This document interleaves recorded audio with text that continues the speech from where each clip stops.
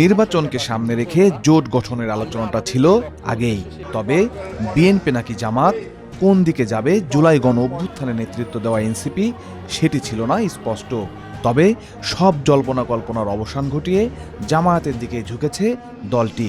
২৮ December আসন সমঝোতা বা নির্বাচনী জোট গঠনের ঘোষণা এসেছে উভয় পক্ষ থেকে।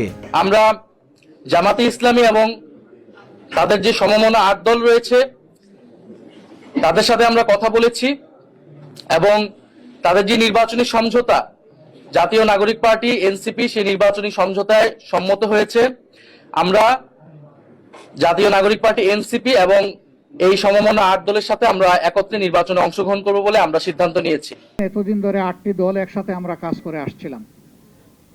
এই দলগুলোর সকলেই এখানে উপস্থিত আছেন প্রতিনিধিরা। তার সাথে আলহামদুলিল্লাহ আজকে আরো ২টি দল আমাদের সাথে সম্পৃক্ত হয়েছে। জনাব কর্নেল অলি আহমদ বীর বিক্রমের নেতৃত্বে এলডিপি এবং এনসিপি। জামায়াতের সঙ্গে নির্বাচনী জোট গঠন নিয়ে দলের ভেতরেই ছিল বিভেদ। দলের ৩০ জন সদস্য এর বিরোধিতা করে চিঠি দেয় দলীয় প্রধানকে, যার মধ্যে ছিলেন দলের শীর্ষ নারী নেত্রীরা, যার প্রেক্ষিতে দল থেকে পদত্যাগ করেছেন এনসিপির জ্যেষ্ঠ যুগ্ম সদস্য সচিব ডাক্তার তাসনিম জারা ও যুগ্ম আহ্বায়ক ডাক্তার তাসনুভা জাবিন। আর নির্বাচন থেকে সরে দাঁড়িয়েছেন যুগ্ম আহ্বায়ক মনিরা শারমিন। নির্বাচনকালীন সময়ে দলের সব কার্যক্রম থেকে নিষ্ক্রিয় থাকার ঘোষণা দিয়েছেন যুগ্ম আহ্বায়ক নুসরাত তাবাসসুম। আর জামাতের সঙ্গে আসন সমঝোতার সিদ্ধান্তকে আত্মঘাতী বলে মন্তব্য করেছেন দলটির জ্যেষ্ঠ যুগ্ম আহ্বায়ক সামান্তা শারমিন। জামায়াতের সঙ্গে জোট গঠন নিয়ে এনসিপি নেত্রীদের খুব সামনে আসে তাসনিম জারার পদত্যাগের ঘোষণার মধ্য দিয়ে। ২৭ ডিসেম্বর নিজের ভেরিফাইড ফেসবুক পেজে পদত্যাগের কথা জানান তিনি।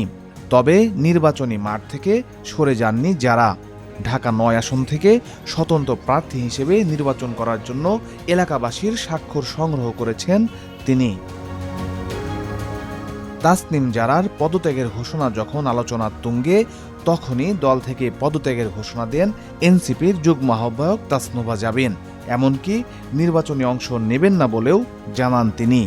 যদিও শাপলাকলি প্রতীক নিয়ে ঢাকার ১৭ আসন থেকে নির্বাচন করার কথা ছিল তার।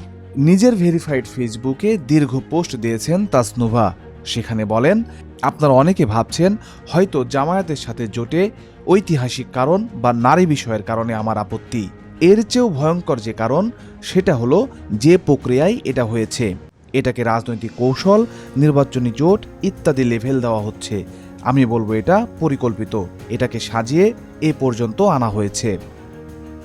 দল থেকে পদত্যাগ না করলেও নির্বাচন থেকে সরে দাঁড়িয়েছেন এনসিপির যুগ্ম আহ্বায়ক মনিরা শারমিন। ২৮ ডিসেম্বর ফেসবুকে দেওয়া এক পোস্টে এ ঘোষণা দেন তিনি। একই দিন নির্বাচনের সময় দলীয় কার্যক্রমে নিষ্ক্রিয় থাকার ঘোষণা দিয়েছেন এনসিপির যুগ্ম আহ্বায়ক নুসরাত তাবাসসুম। এদিকে জামায়াতের সঙ্গে জোট করায় এনসিপিকে কঠিন মূল্য চুকাতে হবে বলে মন্তব্য করেছেন সামান্তা শারমিন।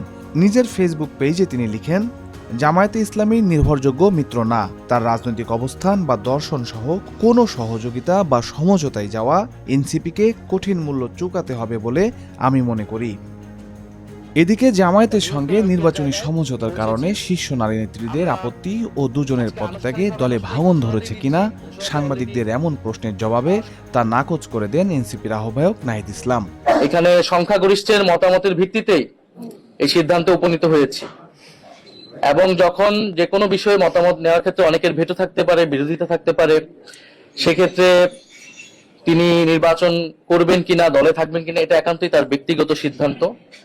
আমরা মনে করি যে আমরা সারা বাংলাদেশ থেকে জাতীয় নাগরিক পার্টির যারা নেতাকর্মী রয়েছেন, জাতীয় নাগরিক পার্টি এনসিপি সহযোগী সংগঠন এবং তার কেন্দ্রীয় কমিটি সবাই এই সিদ্ধান্তের সাথে ঐক্যমত রয়েছে।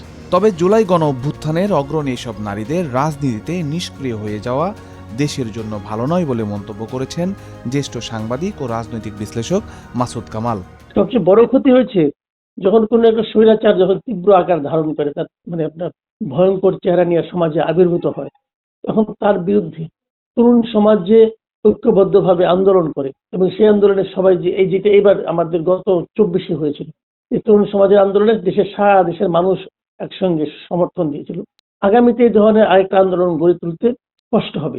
আগামীতে যখন তরুণ সমাজ এভাবে অগ্রসর হবে, নিশ্চয়ই হবে, তারুণ্যের যে আপনার স্বাভাবিক বৈশিষ্ট্য সে কারণেই হবে, কিন্তু সাধারণ মানুষ তাদের প্রতি সন্দেহের চোখে তাকাবে। কারণ এই তরুণরা আন্দোলনের পর এত দ্রুত যে আপনার প্রচলিত রাজনীতির চূড়াগুলিতে হারিয়ে যাবে, এটা আমার মনে হয় না দেশের সাধারণ মানুষরা কেউ ভেবেছিলেন। এরপরে সাধারণ মানুষ এ ধরনের আন্দোলন যদি নতুন করে আবার হয়, তাহলে এই ইয়াং জেনারেশনের আন্দোলনের প্রতি আগের মতো আস্থা রাখবে কিনা আমার সন্দেহ আছে। তিনি বলেন, অন্য রাজনৈতিক দলের নারীদের তুলনায় এনসিপির নারী নেত্রীরা কার্যকর ভূমিকায় ছিলেন। জামায়াতের সঙ্গে জোটের কারণে তাদের পদত্যাগের মতো সিদ্ধান্ত নিতে হয়েছে, যা জনমনে বিরূপ ধারণা দেবে এনসিপি সম্পর্কে। এই দলের মূল নেতৃত্বে বেশ কিছু নারীর উপস্থিতি, এবং বাংলাদেশের অনেক দলেই নারী আছেন, কিন্তু অনেক ক্ষেত্রে দেখা যায় সেই নারী যারা আছেন তারা মোটামুটি শোপিসের মতো থাকেন।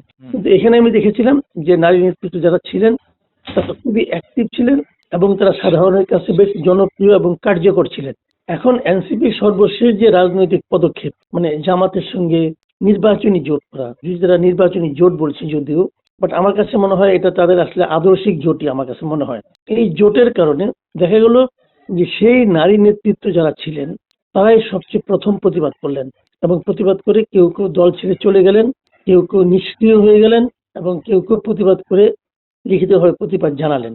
এটাতে প্রমাণ করে আসলে যে জিনিসটা আমি যেটা উপলব্ধি করি সেটা হলো এনসিপি এখন যে কাজটা করছে আসলে এটাই এনসিপির আসল চেহারা, এটাই এনসিপির আসল রাজনীতি। তার মতে, নির্বাচনকে সামনে রেখে রাজনৈতিক নেতাদের দলত্যাগ, দল পরিবর্তন কিংবা নিষ্ক্রিয় হয়ে যাওয়ার ঘটনা নতুন কিছু নয়। নির্বাচনকে সামনে রেখে এরকম ঘটনা আরও ঘটবে। রাজনীতিতেও তৈরি হবে নানা মেরুকরণ।